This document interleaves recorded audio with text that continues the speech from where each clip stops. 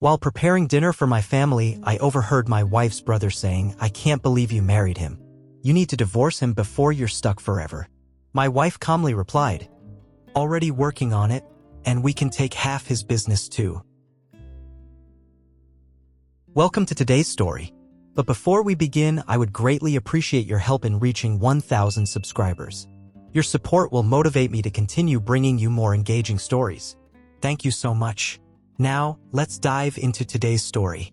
Imagine a character who has invested years of his life, sacrificed everything for someone he loved, only to find out that everything he believed in was a lie. Have you ever found yourself in a situation where you trusted someone with all your heart, only to be betrayed? Stay with us until the end to see how the character overcame this challenge and rebuilt his life. Let's get started. It was an ordinary evening. I'd been preparing for this dinner for weeks, scrubbing floors, arranging the perfect decor, setting the table with my best plates. You see, I always wanted to impress my wife's family, make sure they saw what I was capable of.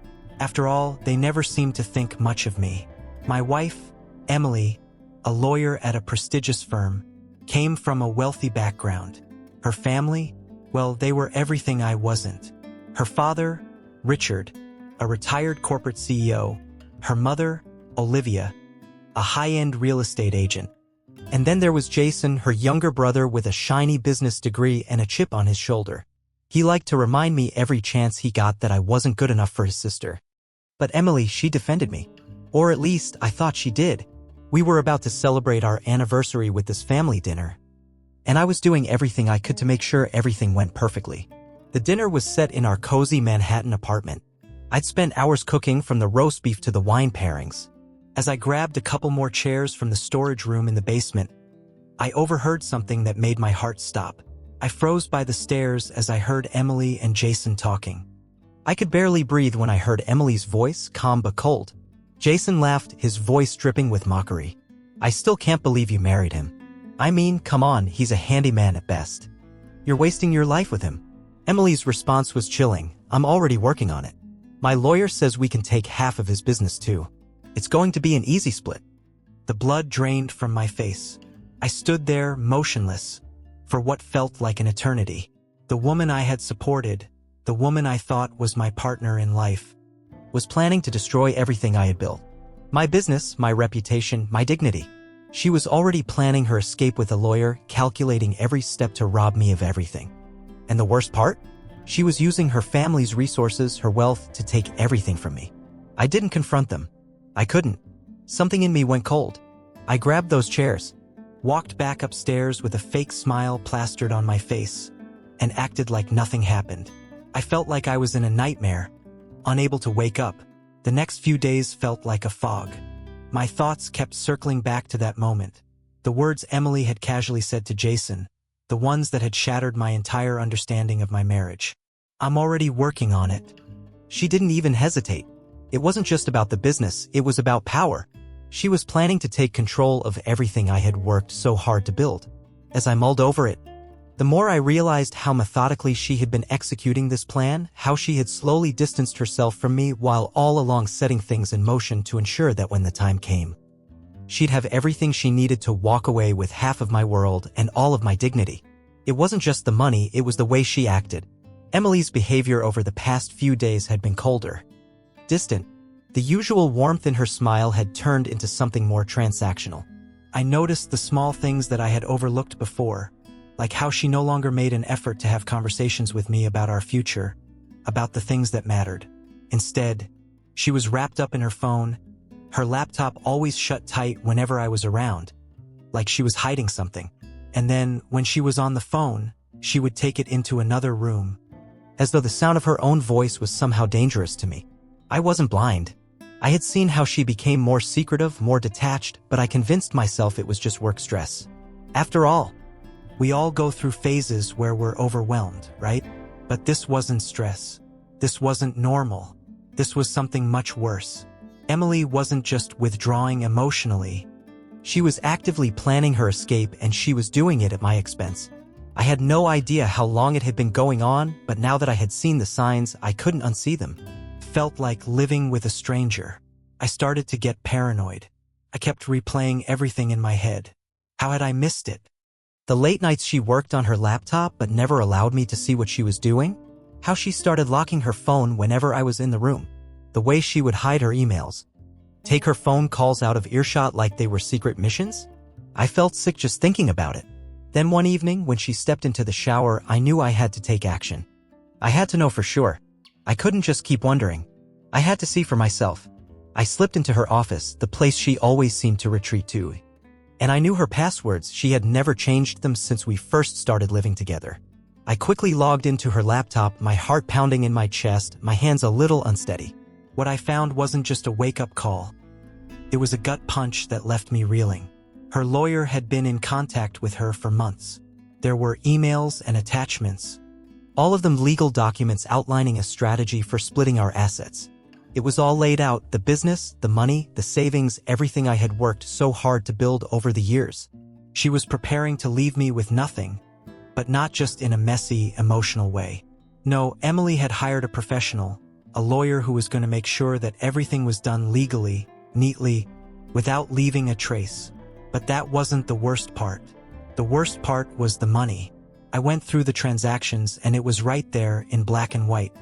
Emily had been secretly transferring funds from our joint account into her personal one, small amounts at a time so they wouldn't raise suspicion. These weren't massive transfers, nothing that would make a banker or accountant bat an eye. But it was enough. Over time, it added up. Enough to give her a financial cushion when she eventually pulled the plug on our marriage. That was the moment everything hit me. I had been blind to the truth. All the nights I stayed up working late, the weekends I sacrificed to grow my business, the countless times I chose to put her needs ahead of mine, all of it was nothing more than a stepping stone for her to get where she wanted. I had been her safety net, and now she was preparing to throw me away. I felt betrayed in a way I couldn't even explain. It wasn't just the money, it was the years I had spent believing in something that wasn't real.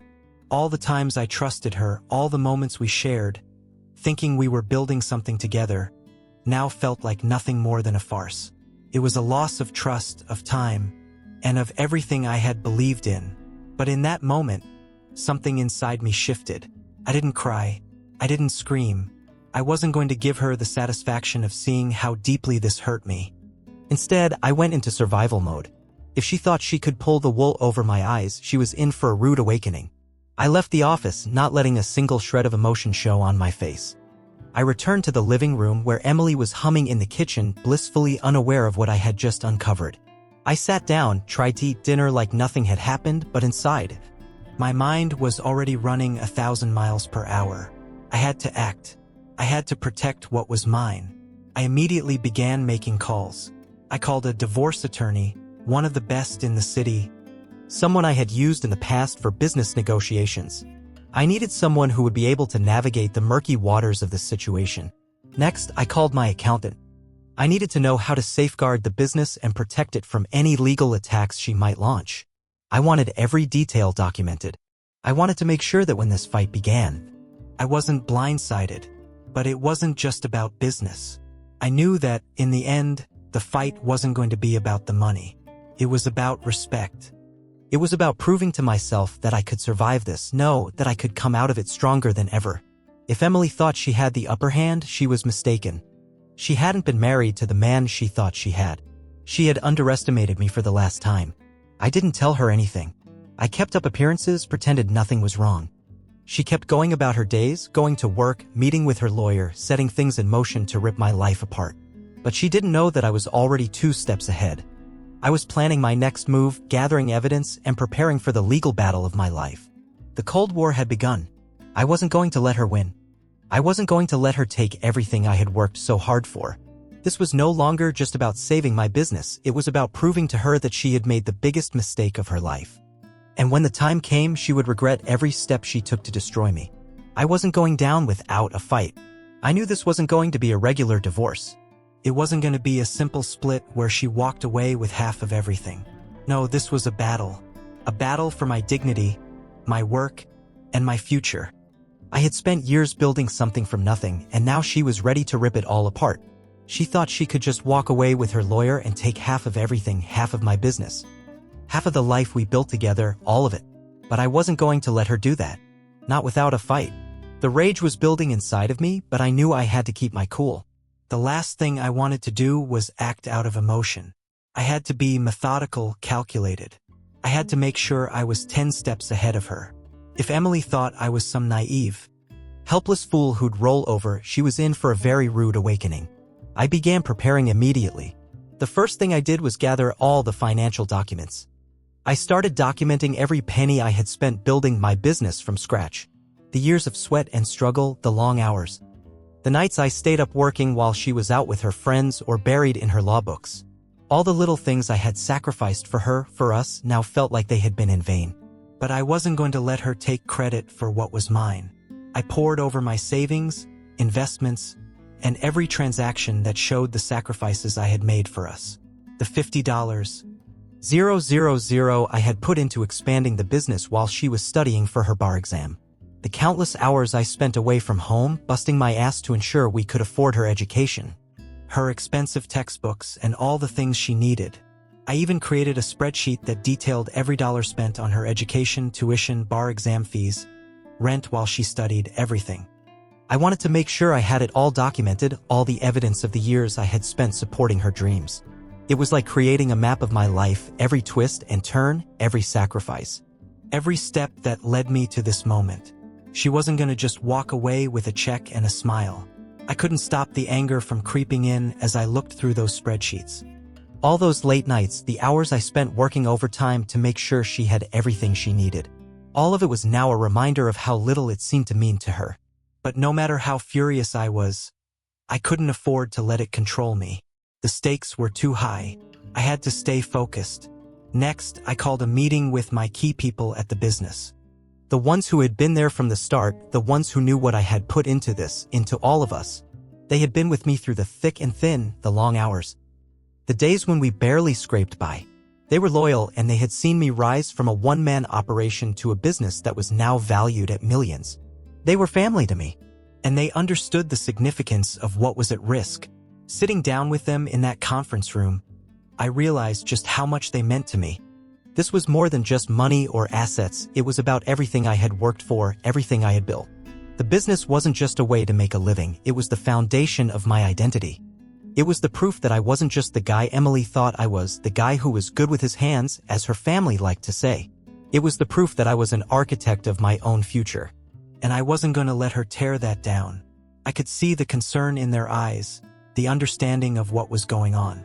They knew I wasn't just talking about a simple divorce. They knew I was preparing for a fight. "Whatever you need, James," my operations manager, Brian, said. "We're with you every step of the way." And I knew he meant it. These people weren't just employees, they were my team. They had seen me at my best and my worst, and now they were going to help me protect everything we had built. After the meeting, I called my lawyer. I wanted everything in place. I didn't need some small-time attorney who'd get lost in the paperwork. I needed someone who was going to fight back hard, who was going to outsmart Emily's lawyer. I told him to get everything ready, the business valuation, the documentation, the timeline of everything I had invested into my business, and every penny that had been used to support Emily's education and lifestyle. This wasn't just about keeping my business intact. It was about making sure Emily and her family knew exactly who they were messing with. I wasn't just a handyman. I wasn't just the guy who worked hard to make ends meet. I was a self-made man, and I had earned every inch of my success. I had spent years building this empire, and I wasn't going to let her take it from me just because she thought she could walk out of our marriage with a smile on her face and half of my world in her pocket. The thing that kept me going, though, wasn't just the fight for my business. It was the realization that I had allowed myself to be treated as less than what I was. I had allowed her to manipulate me into thinking I was the one who wasn't good enough, the one who had to sacrifice for her while she pursued her career. I had allowed myself to be the background player in my own life. But not anymore. I spent the next few days gathering every shred of evidence I could find: texts, emails, documents, everything that could prove that Emily's version of our marriage was nothing but a carefully constructed lie. I had no idea when she had started planning this, but I knew one thing. She had underestimated me. I couldn't help but think about all those years, those moments when I had tried so hard to make her happy, thinking that we were building a future together. Now, I saw it all for what it was, a game to her, a way to secure her own future while leaving me in the dust. But it wasn't just about revenge. It was about me taking back what was mine, my business, my dignity, and my future. And so, as I prepared for the battle ahead, I made sure that everything was in place. My lawyer was ready. My business was secured. I had all the documents I needed. But most importantly, I was ready. I wasn't just preparing for a divorce. I was preparing for war. I had fought too hard to get where I was to let anyone take it away from me without a fight. I knew Emily thought she had already won. She thought she could walk away and leave me with nothing. But she had no idea what was coming. Hey, are you finding the story interesting so far? If you are, make sure to subscribe to the channel so we can continue the adventure together. The best part is just ahead. The day finally arrived and everything was in place. I had spent the last few days fine-tuning every detail, making sure that every piece of the puzzle was aligned. Emily had no idea what was about to unfold. I had invited her entire family over for dinner again. But this time, I wasn't just hosting a regular evening of food and wine. This time, I had a very different kind of dinner planned, a dinner that would change everything. The table had been set with the usual elegance. Polished silverware, crystal glasses that caught the light, and the warm glow of the chandelier above. But this time, the ambience felt heavier, almost suffocating. As I had done before, I greeted them all with a smile. I poured wine, laughed at the usual jokes, and kept up the appearance of everything being perfectly normal. On the outside, I was the same man they all knew. But inside, my heart was pounding, my mind was racing. And every second felt like it was stretching into infinity. I had everything ready. The documents, evidence of Emily's betrayal, were neatly arranged, stored on my tablet. I had emails from her lawyer, financial records that exposed the secret transfers, and bank statements that revealed her hidden actions. All of it was at my fingertips, ready to be shown. The tablet was connected to the TV in the dining room where the whole family would see it. I had set the stage, making sure there was no escape, no way for Emily to dodge the truth. It was time to reveal everything. The dinner started like any other. Emily's family took their seats around the table, chatting casually. Jason, as usual, started making pointed remarks, trying to subtly belittle me without realizing that I had already decided I wouldn't tolerate any of it tonight. Olivia, her mother, looked at me with the usual mix of skepticism and subtle disapproval, though I could tell she was already starting to notice the tension in the air. Richard, her father, sat at the head of the table, exuding that calm authority he always carried. But I wasn't fooled. I knew that behind that composed exterior, he was just as vulnerable as everyone else in that room. When everyone had taken their seats, and the small talk had settled into awkward silence, I stood up. It was time. The toast wasn't just a polite gesture. It was my declaration of war, my first step toward taking back control.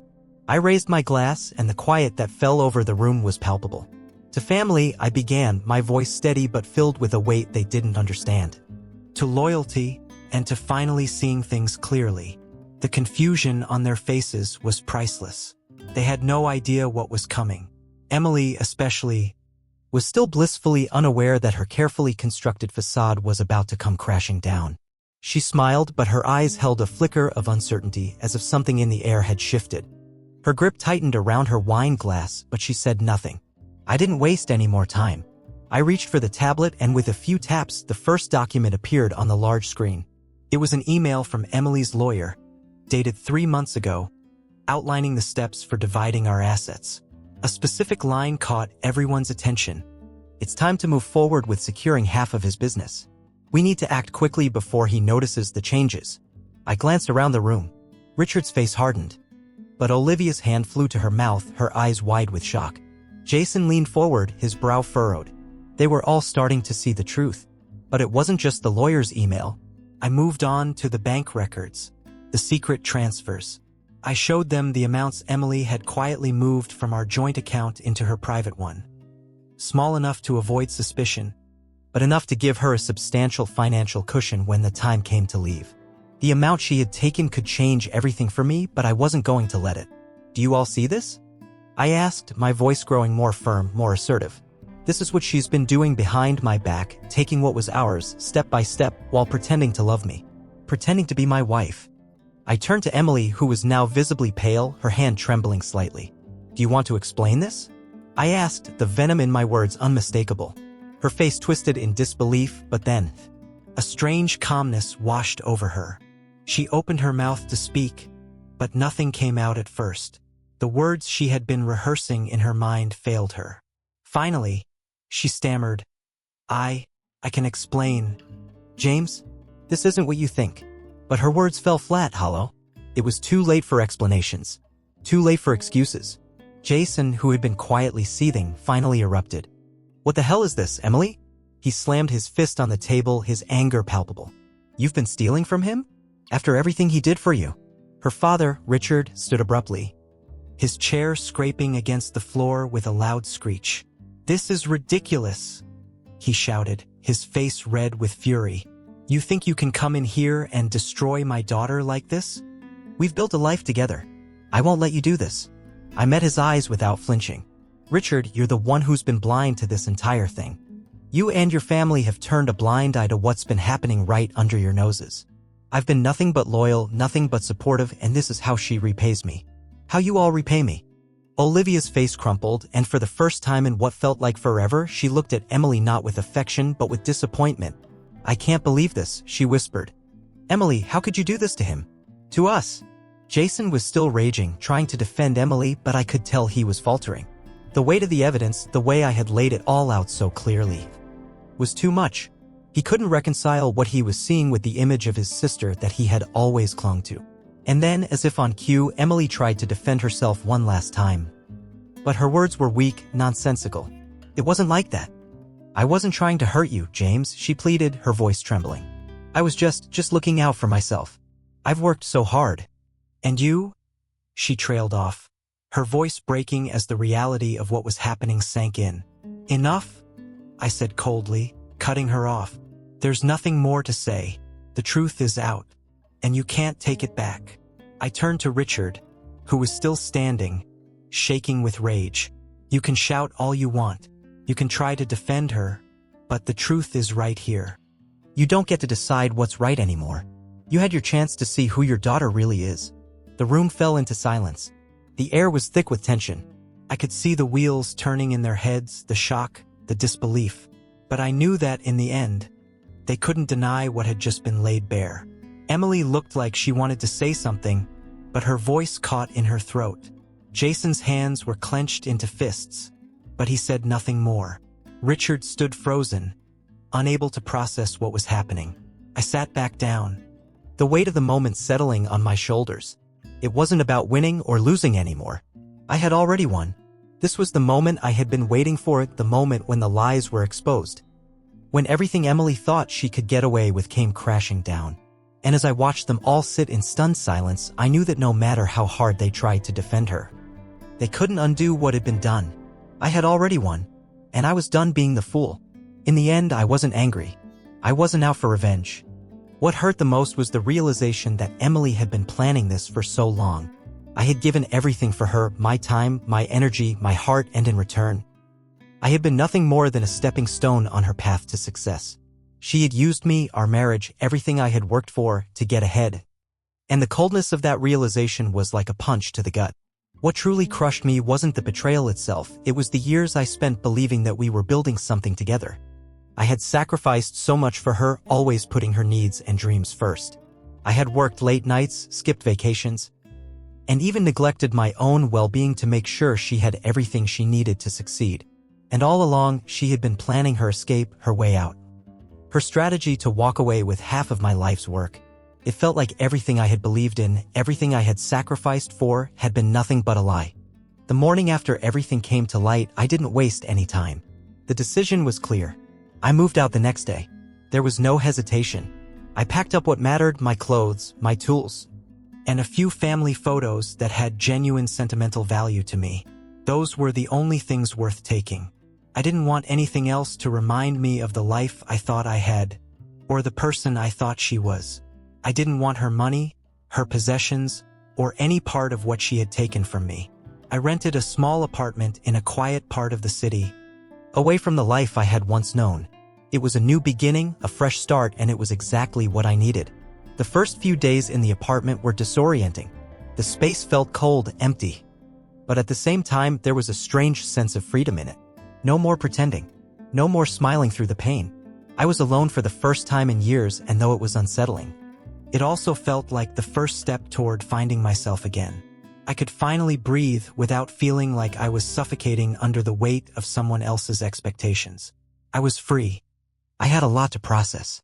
The first few nights, I didn't sleep much. My mind replayed everything, every moment of betrayal, every sign I had missed, and every time I had ignored the little voice inside telling me something wasn't right. The hurt was deep, but more than that, I felt foolish. Foolish for believing in her. Foolish for trusting her when I should have known better.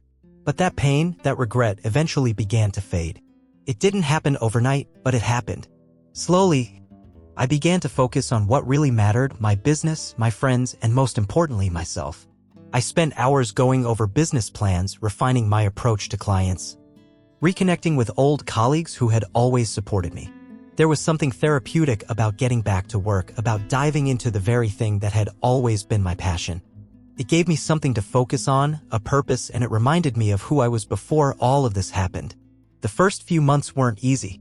There were days when I woke up with a knot in my stomach, still haunted by the past. But as time went on, I started to build something new. I reconnected with the people who truly mattered, the friends who had always been there for me, the ones who didn't judge me or make me feel small. They were the ones who helped me realize that I was more than just the guy who had been married to Emily. I was my own person with my own life, my own goals, and my own future to shape. I received 47 desperate texts from Emily after I left. I didn't read them all at once, I couldn't bring myself to. But when I finally did, they were nothing more than empty words. She apologized, she pleaded, and she even promised to change. She told me that we could fix things, that everything could go back to the way it was. But it was too late. There was nothing to fix. The damage had been done, and the person I thought I knew was gone. The woman who had once been my partner, my confidant, was no longer someone I recognized. I didn't respond to her texts. There was no point. She had made her choice, and now I was making mine. I was done. I didn't need closure from her. I had already closed that chapter of my life myself. The silence was my answer. The silence was my way of telling her that I was no longer the person she could manipulate. I had taken back control of my life, and I wasn't going to give it up again. As time passed, I began to find peace in the small things. I started running again, something I hadn't done in years. I would take long walks in the park just to clear my head. I took up cooking, something I had always wanted to learn but had never had the time for. These little acts of self-care helped me reconnect with myself. They reminded me that life wasn't just about work or what someone else thought of me. It was about taking the time to nurture myself, to heal, and to find joy in the simple things again. I started meeting new people, making new connections, and rebuilding my social life. It was slow at first, but it felt good. I was no longer tied down by the past or by a toxic relationship. I was free to be myself again. I was no longer defined by Emily or what she had done to me. I was building a new identity, one that didn't depend on anyone else's approval. This chapter of my life is closed, and I'm not looking back.